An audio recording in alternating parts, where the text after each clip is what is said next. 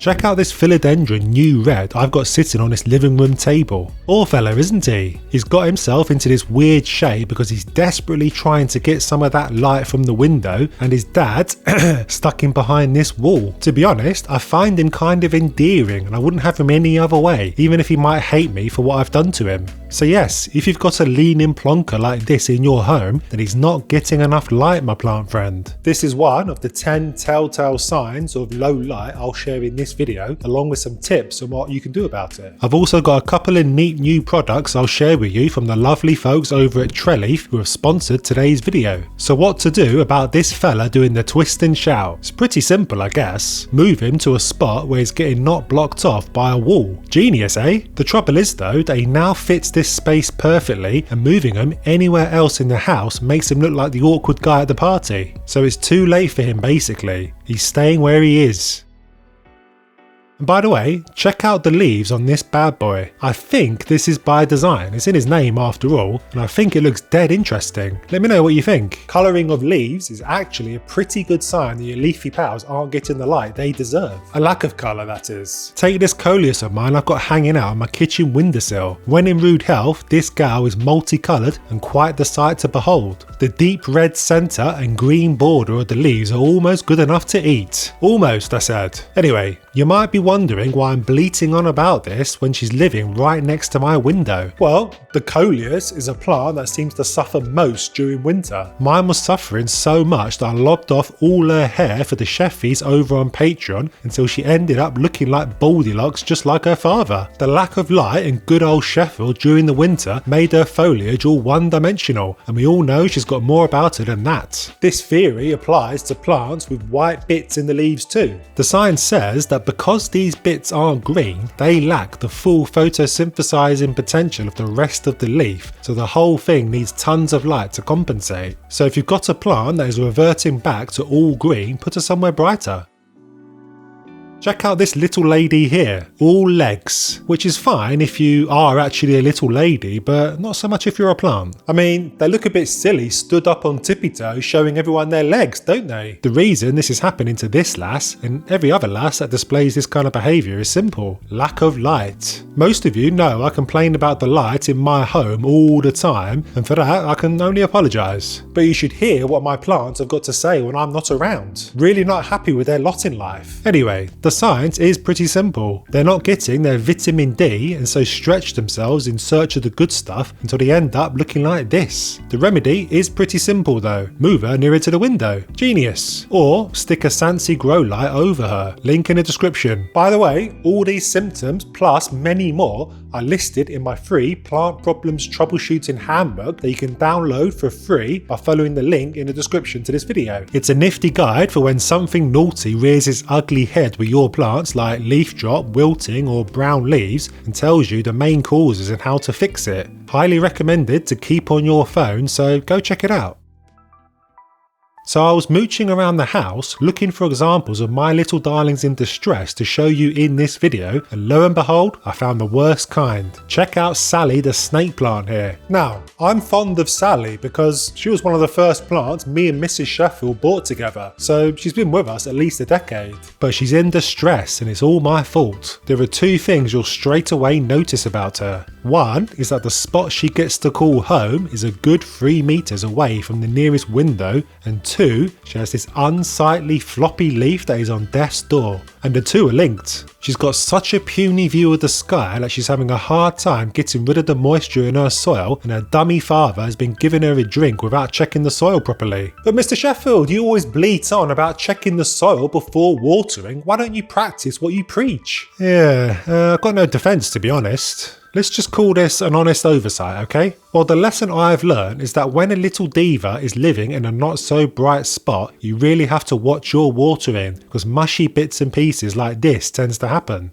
Sally will bounce back, no doubt. It's just one leaf after all. The question is, will she forgive me? The salt and pepper to this problem of overwatering a light-deprived plant is mouldy soil. You can see some of this happening with my long-suffering Syngonium red arrow. I've moved in now though, so hopefully this issue should improve. Something else to watch out for is condensation on the underside of pots causing havoc on windowsills. Do you get this? It's why I've got these IKEA mats underneath lots of plants, but in all honesty, these don't do a great job either. Water just seeps through. Luckily, there is a better way, and it comes from today's video sponsor Treleaf with his rather nifty plant pot coasters. These cork coasters are lined with leather to stop the water seeping through and damaging your wood, and are great for plants as well as using them as funky coasters for your morning coffee. And before you say what I think you're going to say, just know that no cow was harmed in the making of these because they're made from pineapple leather. Yeah, that's a thing, and it feels lush, I must say. I'm really a big fan of these because they continue the jungle theme in my home, and you can have them cork side or leather side up depending on what's your fancy. As well as these coasters, Treleaf also have these cute little wooden plant tags that you can pop into the soil of your plants. I'm always scratching my head trying to remember the names of my plants, but not anymore. Just scribble the name on these tags and plonk it in the pot. Simples. They're stylish and made from moisture resistant cedarwood, so no worries about them rotting. I'm a big fan of Treleaf and their products, and I recommend you check them out, and you can nab yourself a 10% discount off all their products using my link in the description. Happy shopping!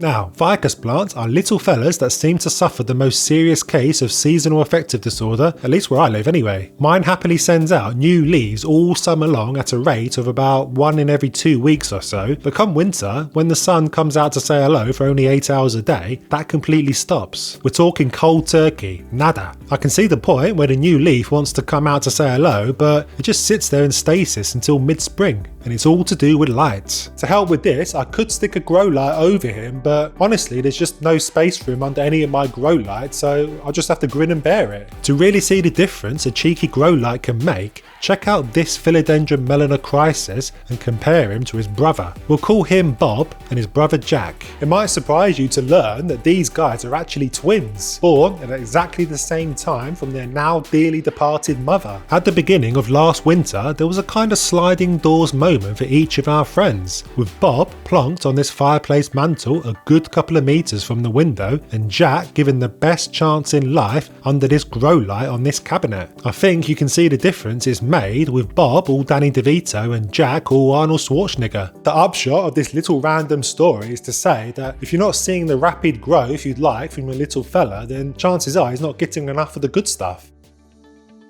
Let me introduce you to Polly, the effervescent peace lily with a single white flower glimmering in the light. We all know this isn't always the case with peace lilies though, don't we? Now to me, it seems there is no rhyme or reason for them to flower when they do. One year she won't flower all summer and then randomly pops one out in the depths of winter, and then the next year it's the other way around. But to give her the best chance of showing off her cleavage, she needs a ton of light, my plant friend. And that's what I try to do. And this goes for all flowering plants. If you're waiting for your orchid to sprout a new flower spike and it's been months, move him next to the window where you can see plenty of the sky. A flowering plant sat glumly not doing anything is a sure sign she's light deprived.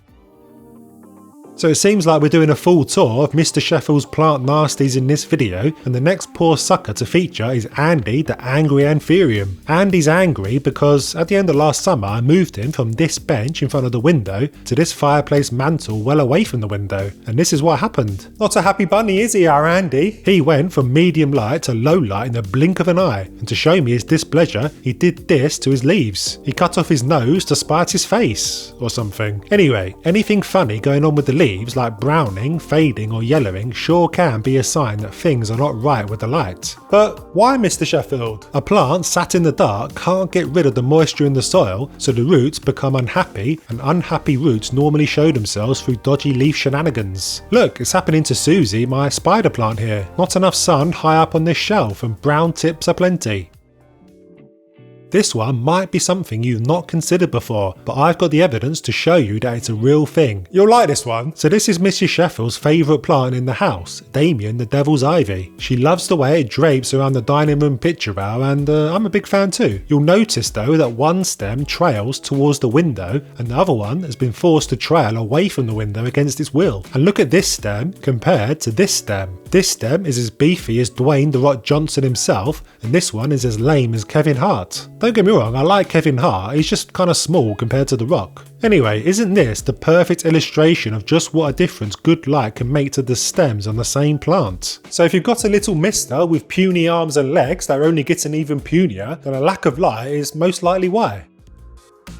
This isn't just a problem with stems either. Bianca, my Philodendron Brazil, has been kind enough to show us the next problem that haunts tons of plants the world over in low light, including a bunch in your home no doubt. Bianca is at least 2 meters from the window, and you might think I'm about to refer to her loss of variegation, but no, she's got a bigger problem. Yes, you guessed it, puny leaves. Check out the difference in leaf size at the bottom of the plant to the top. The bottom leaves tell a story of a happy plant living her best life with the grower and all that they have to offer, and the top leaves tell a story of misery with her new owner in his dark and damp home. So yes, leaves getting progressively smaller is a dead giveaway of low light. Sometimes a plant just looks plain old sad, almost malnourished from a lack of vitamin D, and like they want to give up the ghost. My Chinese money plant is the perfect example. Nothing particularly striking showing itself like browning, leaning or small leaves, but just a glum look like he's not happy with his lot in life. If a plant in your home is looking miserable, even though there doesn't appear to be major issues, a good way to get more exuberance out of him is to put him somewhere brighter. You should see a big change in no time. Light really is the thing that makes everyone happy. So I've bleated on plenty about low light and bright light in this video, but how can you actually tell if a spot in your home is either or? Well, there is a way you can easily tell, and let's just say it shook my world. Spots that I thought were decent were actually terrible. It completely changed how I thought about the light coming into my home. I spill all the beans in the video linked on the screen now, so make sure you check it out. See you next time.